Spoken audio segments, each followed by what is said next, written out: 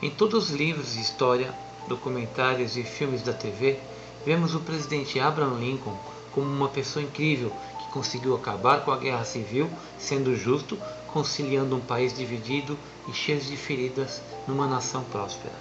Mas um fato nada louvável aconteceu durante seu governo. Durante a guerra civil, Lincoln se viu com um pedido tenebroso feito pelo então governador de Minnesota, Alexander Ramsey, que com ódio nos olhos pedia a autorização de 303 nativos Dakota serem enforcados em praça pública devido aos seus crimes durante uma rebelião acontecida em 1862.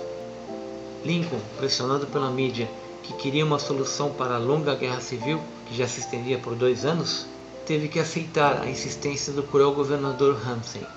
Mas avisado por seus conselheiros, Lincoln viu que isso seria muito mal visto perante as cortes europeias que o apoiavam na guerra civil. Decidiu, com uma junta, avaliar caso a caso dos 303 condenados. Mas o que causou tal sentença? A história foi assim. Foi o fato dos nativos serem confinados numa área assegurada por tratado legal, verem suas terras invadidas pelo governador Ramsey, que as vendeu a colonos e, de repente, de 6.000 colonos que viviam nas suas terras, passaram a 172 mil. Além do fato dos Dakotas verem suas terras invadidas e vendidas pelo governador, eles tiveram a indenização da União confiscada nos últimos 2 meses pelo governador. O resultado disso foi que os nativos não tinham dinheiro para comprar comida e os comerciantes locais, cientes de que Ramsey não daria a pensão do governo aos nativos, se negavam a vender os alimentos a eles. Com suas terras devastadas e com pouca caça, as tribos começaram a passar fome. E apesar do apelo de advogados à União informando a quebra de acordos por parte de Ramsey, a guerra civil era mais importante e o pedido foi ignorado.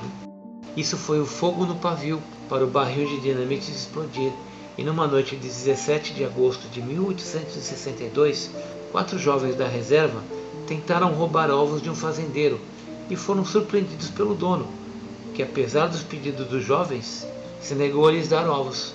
E ao ameaçá-los, acabou sendo assassinado junto com sua esposa e filha. Isso gerou a ira do governador Ramsey. Vendo a encrenca que se meteram, os 4 jovens voltaram à reserva e contaram ao chefe da tribo, Little Crow, o que acontecera. Mesmo sendo contra qualquer rebelião, acabou aceitando enfrentar as regras do governador Ramsey e atacar os postos de guarda da manhã seguinte. O final desse levante acabou em uma guerra de semanas, que culminou com quase 1.000 baixas por parte dos brancos, entre soldados e civis, e um não revelado número de mortes de nativos, entre homens, mulheres e crianças. O resultado dessa rebelião foi que o governador Ramsey pediu a Lincoln que o autorizasse a expulsar ou exterminar todos os nativos sobreviventes do estado e que suas reservas passassem ao estado, ou melhor, para ele. Uma comissão militar recrutada por Ramsey acusou 498 nativos por crimes, mas condenou 303 combatentes Sioux à execução após lutas mortais que soldados brancos travaram com os índios.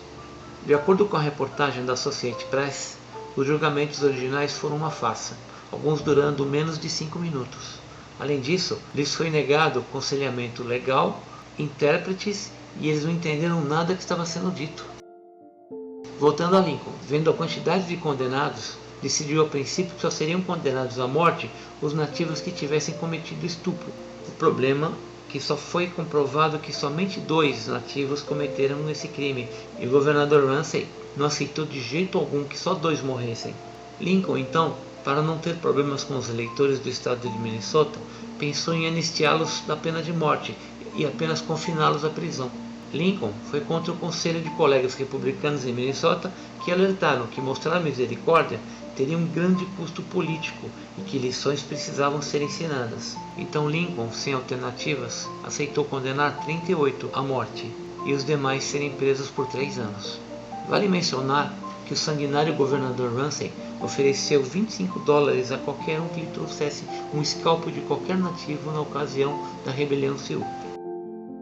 Hoje, reconhecido como a maior execução em massa da história dos Estados Unidos, o enforcamento ocorreu um dia depois do Natal, em 26 de dezembro de 1862.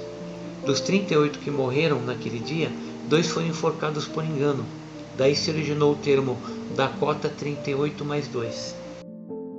Após a conclusão da execução em massa, os povos nativos da região foram obrigados a desocupar o que pouco lhes restava e foram enviados a outras reservas menores em outros estados. O cruel governador Ramsey ganhava ali toda a área das reservas destinadas pela União aos Dakotas.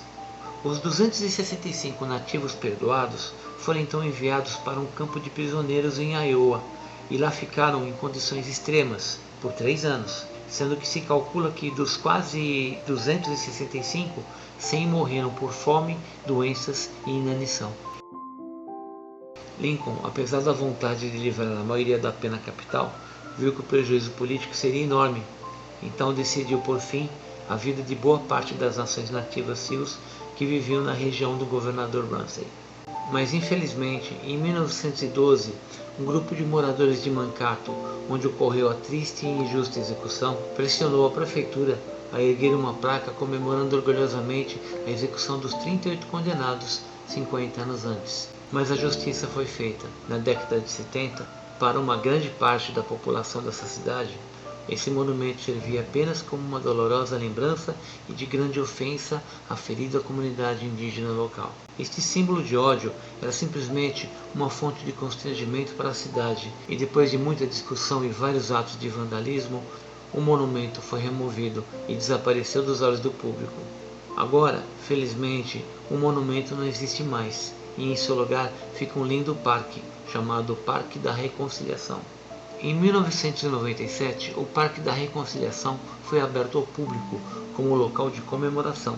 2 estátuas importantes estão localizadas nesse parque, a do Guerreiro do Inverno e a do Búfalo.